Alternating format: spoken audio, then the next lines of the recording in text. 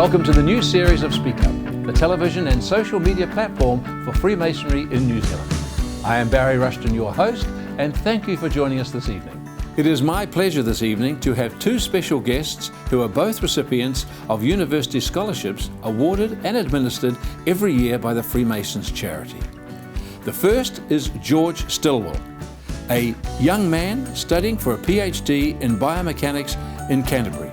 And my second is an Iranian lady, Hamida Golazada, who has been awarded a postgraduate scholarship of $10,000 to continue her incredible career. Both of these recipients are typical of the quality of youth the Freemasons charity and scholarship program are proud to support. Rounding out the show, of course, is our regular contributor, Graeme Houston, who has travelled to Northland and found an incredible charity supported by the Freemasons called Kind Hands. George Stillwell, lovely to see you, mate. And congratulations on the scholarship that you got from the Freemasons University Scholarships. Good on you. Thanks. It's a great achievement for sure.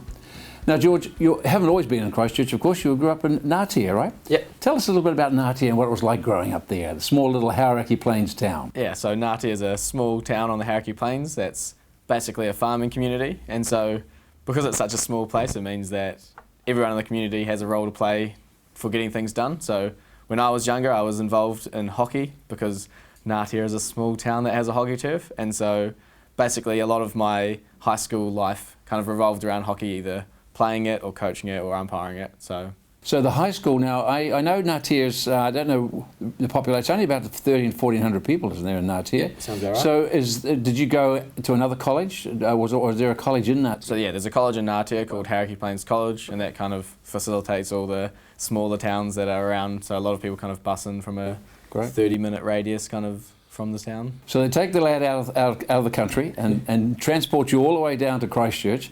Tell us a little bit about what are you trying to achieve with this PhD? What do you hope to get at the end apart from a lovely certificate? Yeah, so the PhD project basically looks at measuring the multi-directional arm strength of people with tetraplegia. So tetraplegia is an injury to the spinal cord in the neck, and so it means that you have limited to no arm function. So my study is kind of looking specifically from C5 to C7, which is an area where people were kind of on the cusp of being able to do things themselves. And so my research or the project looks at if we can have a better understanding and measure where and how people are strong, so what directions, then you can design things for them to use appropriately. So this for their everyday use in their own life, right? Yeah. To help them perhaps get on with life a little better and things like that. Tetraplegia means that generally they won't have any movement in the lower part of the body as well, is that correct? Yeah, so below the injury level they have no movement and sometimes no sensory, they're not able to feel either. So for those in the audience, C5, C7 obviously is just at the bottom part of the cervicals and just at the right where the neck joins the shoulders, basically. Yeah. And so consequently, and so you feel this is exciting work, this PhD? I mean, are you getting into? Obviously, you're getting into it, right? Yeah. You enjoy it. Yeah, so it's quite interesting. So far, I've had about 11 people in to be tested. We basically have a custom test rig that we've designed for this study that has two handles where people can push on them, and we're able to measure what directions and the force that they're able to apply to the handle. And so, I don't know, it's been really interesting seeing the different injury levels and kind of how optimistic and positive people that have had such a devastating injury can be. So. Yeah. So once you get this study done and you get the PhD and you walk across the stage with a funny little hat and all this kind of carry on, do you see yourself heading overseas? Do you see, is there a portal of for your talent eventually? Will you likely stay in this country and see if you can invent some things yourself? Is that where you see yourself? At this stage I'd say that my early career would still be in New Zealand to try and get established with how being an engineer is in New Zealand, but I think I wouldn't close off doors to saying that I wouldn't go overseas. It's kind of one of those ones where if an opportunity comes up, you take it as it comes and make the decision as it comes. Look, I know that to get a scholarship, it's not only from the Freemason Scholarship. Not only do you have to have academic, ability, which you obviously have, but you have to have a number of other factors. And it was, as we mentioned at the beginning of the program, with regards to working in the community and stuff like that. Yep. I know that your brother, I think it's your little brother, yep. Right? He falls into that sort of diagnostic category called the Williams syndrome, of which I'll get you to explain in a moment or two. But I know your love and appreciation of him and the love that your family have made you all active in the Williams Syndrome Association. Yep. So tell us a little bit about the joy that your brother brings to your family, and what the association is doing to help people who have been diagnosed with this Williams syndrome. First of all, tell us a little bit about what the Williams syndrome is. Yeah, so Williams syndrome is a genetic condition caused by a microdeletion on chromosome 7, and it affects approximately 1 in 10,000 people worldwide. So there's, I think, between 100 and 200 people in New Zealand that have it. And yeah, basically it's characterised by a super friendly nature as kind of the most common description of it, but it also comes with a few challenges, which include learning disabilities, or heart problems, or eye problems, or and also too, perhaps I think when they get a little bit older, right, they sometimes can be a little bit depressed and things, right? Is that correct? Yeah, well, yeah, there's unique challenges that come along with the condition. So Freemasons themselves support a camp called Camp Quality, which is a camp set up to help children overcome or deal with cancer and actually to be kids again. Yeah. Now I know that you have quite a bit of involvement with the Williams Syndrome Association camps, biannual camps, right? Yep. Tell us a little bit about those, how they work and what the joy they must bring. Cool, yeah, so the Williams Syndrome camps happen every 2 years, and they're basically an opportunity for all the families of people with Williams syndrome and the people with Williams syndrome to come and meet. And so it's kind of beneficial for, I know there's 3 kind of main, I suppose, stakeholders that you could talk about, but for parents it's awesome for them to be able to come and meet other parents who either have children that are younger with Williams syndrome or children that are older, and be able to kind of share experiences. We also get people like doctors to come in from overseas to give talks and give a bit of information about what research has been completed and how this might help them. For people with Williams syndrome, it's awesome for them to be able to share and reconnect with a genuine friendship that they have for other people, someone that's just like them. And then you also have people like me, like the siblings of people with Williams syndrome, who all of a sudden are able to share what our normal is like, and kind of just, you know, get on and talk about how it is like having a sibling with Williams syndrome. So I think that leads in a little bit to what you have set up yourself on a social media platform, right? You've created a thing called Williams Syndrome Wednesdays, is that right? Tell us how that works, because it sounds interesting from what I've seen of it. Cool, yeah, so Williams Syndrome Wednesday is on the New Zealand Williams Syndrome Facebook page. We make a post every Wednesday that basically gives an opportunity for someone with Williams syndrome or someone who knows someone with Williams syndrome to share a story about what it's like living with the condition. And so this can be hugely beneficial for people getting support, or people who have younger children with Williams syndrome that can say, oh wow, look, there's someone that's just like my son that has got a job at Mitre 10, or is doing this, or is going to the Special Olympics, and I don't know, gives a lot of hope and shows that even though they have this condition, they can still live meaningful lives. Good on you. I mean, it's a terrific community thing that you're doing. One thing I'd like to ask you, George, of course, is that, you know, scholarships. Before receiving the scholarship and however you applied for it, did you know much about Freemasonry beforehand? Was there any part of the family that might have had been Freemasons that you know of? Nothing? No, not that I know of. I didn't know much about it, to be honest. The only kind of thing I know is that there was a lodge that was in Ngātia that had been, I think, maybe donated to the school to use for their music productions and stuff now. But other than that, I hadn't really heard much at all. Now, George, it's an obvious question, all right? But the Freemason Scholarship, University Scholarship of, I think it was $6,000 that you got. How's that going to help you with the study? I know that you're not going to have a big party in the dorm or anything like that. So how did you use that, or where will you use that to assist you in your studies? Yeah, so basically I've been using the money from the scholarship to help facilitate myself in doing things that postgrads do. So an example of this was when I went to LA a few weeks ago for a conference. I was able to use some of that money to support myself while I'm over there, and to make sure I get the most out of that opportunity. How do students like yourself go and actually, are you approached to actually apply for it? Can you look for an area where scholarships are being made available? Yeah. What's that procedure there? Yeah, so at UC, basically they have a scholarships website where you can look up all the scholarships that might be available or might be applicable to you, and then from there they have a portal that gives you all the information that you need to supply, and then how how to basically apply for the scholarship. Without understanding the mechanism involved, but who gets one and who doesn't, the fact that you have got one, and which is wonderful, are there students in your classroom come up and say, hey, good on you, or gee, I wish I'd done the same, or, I think I'll do it next year? No jealousy, no problems like that? It's all good? No, so people in my class, I'm not actually sure how many postgrads applied for it. I don't know of any others in my office specifically, but there was definitely some earlier undergrad students, first and second years, that had kind of seen it in the newspaper and saw a picture of me and said, oh, George, what was this about? And so I was able to tell them about it and told them that if they think that'd be a good fit, that they should apply. Great. We applaud you, mate, for the intent of what you're doing with your PhD work with regards to tetraplegia people, and the empathy and love that you're showing the community through your involvement with the Williams syndrome. That's fantastic. So it is a pleasure to have you here, my friend. Thanks. Ladies and gentlemen, George Stillwell.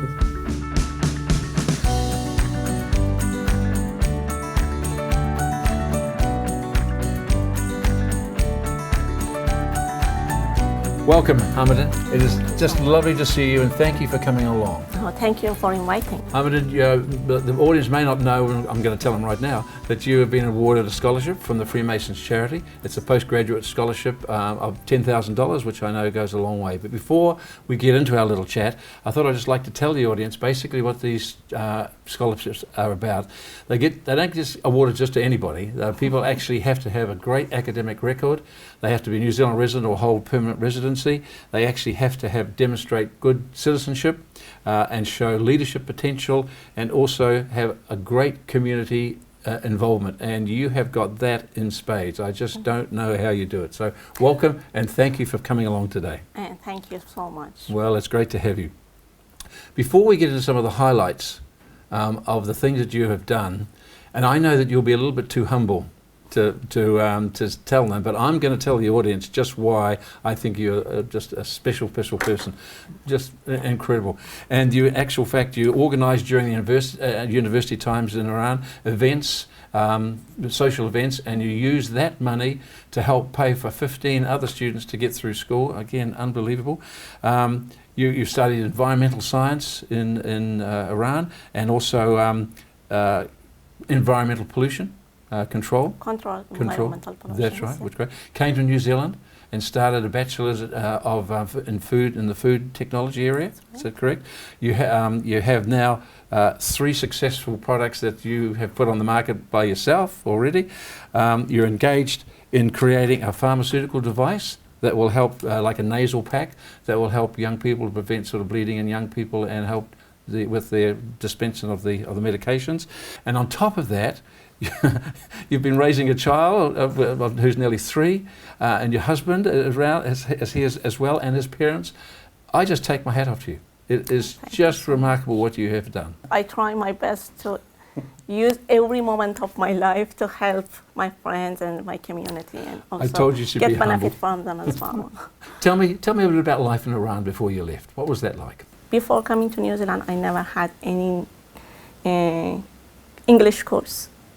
So English language was a struggle for me, but I tried to be self-confident and say, if you could do it in your country, we can do it here as well. Yeah.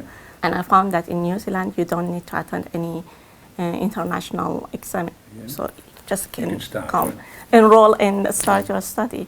I was accepted for English academic study level 2, and I couldn't imagine that I improved myself within 1 year. That much, yeah. I did that course and applied for Bachelor of Food Science in IUT. I expect to finish it next year. It was about 7 years of continuous study. Well, I know your life is, from what I've read, is involved with science. It's very seldom that actually a number of people actually have one passion, but I know that there's two real, well, apart from your family, there's 2 great passions that you have, right? Actually, those are the main ones. They're the main ones. Tell me what they are and tell us why you like them so much. I look at everything as scientific perspective, and I believe that everything has a science behind it. So, yeah, I like to get involved into the problems, think about them, and create solutions for them. My second passion is creating a new product or developing and improving the current products. I really enjoy when this is something that I can improve and improve its functionality or even recycle it. And I do it in my daily life as well. Tell us about the crisp and crunchy chicken. I mean, that would just attract me just immediately, I can tell you. When I came to New Zealand, I tried KFC. And it was good, but not as good as I expected. So during the last 6 years, I was thinking about how I can make a coat which tastes similar to that, but much better and much healthier. So I came up with a coat that is made of spices only, so there isn't any other ingredients that may cause health problems. You can try. I know you've got it in a couple of stores already, I believe, right? And one of them in Queen Street. If you want to try, they will start from next week. Let me tell you right now. Tell me this, I know it's an obvious question, but at this time in your life, this the Freemason Scholarship that's come your way, I mean, tell me how that's affected, or may not affect you, how it helps with you. Where do you see this being a blessing for you? At this point, I really like to express my gratitude to Freemasons for giving this scholarship, because during the last year I was really struggling financially and had to work for more hours during the week, so I really couldn't concentrate on my project. I did the lab work but no time for writing. But this scholarship helped me to reduce my working hours this semester and focus on studies, so I could finish all of the experiments by end of August, and I've started writing my thesis now. You know, I'm sure all the scholarships and the Freemasons give 8 of the type of scholarships that you received to 8 different worthy people, and I think it's 20 of the ones for undergraduate. So they are contributing at least $200,000 a year in these scholarships, which is fantastic. But I'm sure that I won't find another person who's more deserving than you. Thank you so much. You're an inspiration to us. Thank you so much. Thank you for coming. It's been great. I appreciate it.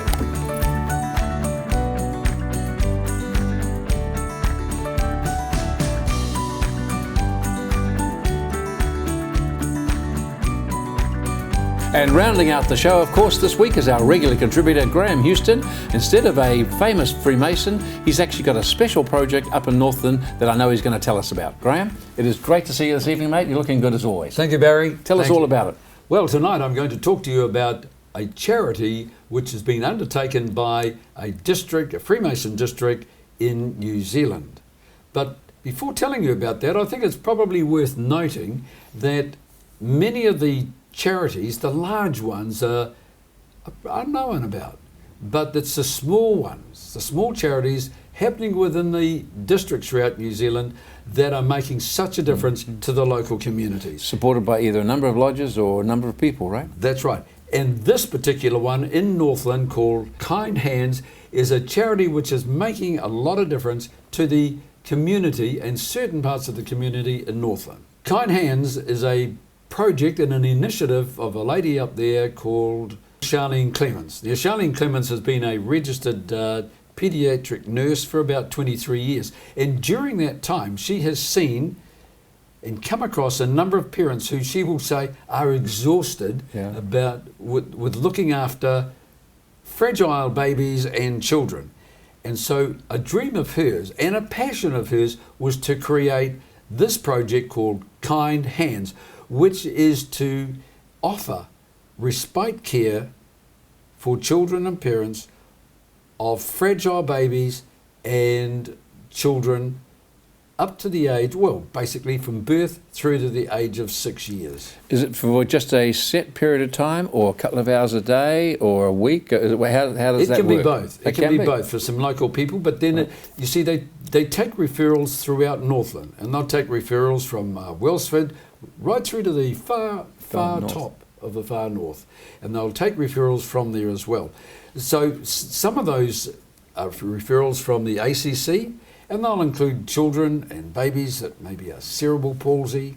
I've got palliative care conditions, heart conditions, and many others. And you can imagine, as a family man, that if you've got a child or a baby in that condition, it is full time, and you're 24 hours a day, 7 days a week, working with those children, and it just Takes gives its toll. them a bit of a break, because it does take its toll. So she has a team of people that she can call on? Yes, she has a team of people, and the cottage that she built opened in July last year, and that fulfilled a dream that Charlene did have. Now, the building is a purpose-built to hospital standard. Wow. Right down to it even has a Type 7 fire sprinklers throughout the building as well. All right. So it's right at hospital standards. She's done the job very well. Now, in order for it to open, fully operational, fully equipped, 5,000 came in from the Northland Freemasons, and that enabled them to buy such things as the towels and the sheets and all the rest of the linen, fold down beds, gravity chairs, medication, refrigerators to store it in, and it meant that in 28th of July last year, when it opened, it was fully operational. But the support hasn't just ended there from the Freemasons. They have continued to support. In March, I think this year, the playground was opened, and it was a playground designed with children with disability in mind as well, so that they could not only be there for a break, but they were learning at the same time as well as playing. Then a little later on, in May this year, together with assistance from the Freemasons charity, as well as the local Freemasons and the Freemason lodges, they bought 2 Nano Mountain buggies, which they added to the stock of equipment that the home has. And there are others. So it hasn't just been all giving them money, but there are other things too that often are not readily available, and you don't think about until suddenly the need is there. Yeah. And this is where the wives of Freemasons in Northland have come together. And there've been knitting groups, sewing groups, they've made beanies, they've made booties, they've made jerseys and cardigans, cot covers, all of the things that may be needed for someone going in there that may not have it. Yeah. And suddenly the kind hands has it on stock and has it ready for those people. From what I've read, it is a great charity, or a great thing to happen up there. And I believe the actual district grandmaster, a man called Kevin Birch, and another Freemason, a man called George Swanepoel, I think it was, they're on the trustee board, I believe, of it. Yes, right? well, every charity and every fundraiser needs an advocate. And they need an advocate that will really drive it and will really become a little passionate about the charity they're involved in. And Northland has that. In the Freemasons, in the local district Grand Master up there, Kevin Birch and his wife Jude, who have been very passionate, and they've taken the cause of kind hands not only around the Northland area, they've taken it out beyond that area, and they've tried to enlist funds. And they have enlisted the aid of the Freemasons charity, the New Zealand body, to help and assist there as well. Now, to ensure that the people don't miss out, no one is left behind, they are bringing funds together through another trust that will make sure that those parents or children that may not have funding available to them or access to it, or, as we know, they've fallen through the cracks or they don't fit somebody's model, square box, that there is money there that can get them in, because Kind Hands does not want to let anybody down and leave anybody out. And this charity and Charlene have been instrumental in filling a gap in the Northland area. Wow. And providing a very valuable service both to the parents of children with fragile babies and children with some disabilities in that very early formative years when they are really sort of 24 hours a day, 7 days a week. And this is another example where the local Freemasons are getting behind and driving and influential in something so important within the community. And it's taken people like Charlene Clements to take the initiative. Right. Instead of talking about it, to get on and do something about it. And she's got on and done something about it and created Kind Hands, which is now fulfilling a great need in that Northland community. And I just think it's wonderful. We applaud them, don't we? We do. Now, there are a number of charities and a number of things like this happening around New Zealand, and I hope to bring some of these to the attention of people to say, you may be working quietly behind the scenes, but I want to tell people out there that you are doing a wonderful job. And recognised. You know, Graeme, there's a thought that's come through that, you know, in the past, the Freemasons have always said, look, let's just do the charity work and let's not say too much about it, you know what I mean? But I think that's led down a wrong path from time to time, I would agree. Yes, and that's been a little bit of a problem for Freemasons in New Zealand. And talking about it now, hopefully we'll bring this out. The Freemasons, as I alluded to a little earlier, have tended to get on with the job and provide the charitable assistance and the benevolence rather than talk about it. And as you said, it's become a little bit of an error, a problem for us. But that's slowly changing. We are now starting to say and let people know what we're doing. And I think this is a sign of the times. We haven't been grandstanders and tell people, look at us, what's happening. But I think we're starting to let people know of our involvement in organisations like the Huntington's disease and the Parkinson's disease research and the chairs at the university and the support for the hospice and the likes. And we're starting to let that, not in a big way, but we're starting to make it known, because I think it's important people understand that with not just our charities, but with a lot of charities, many aspects of everyday life that we go through, we are affected by the generosity of people.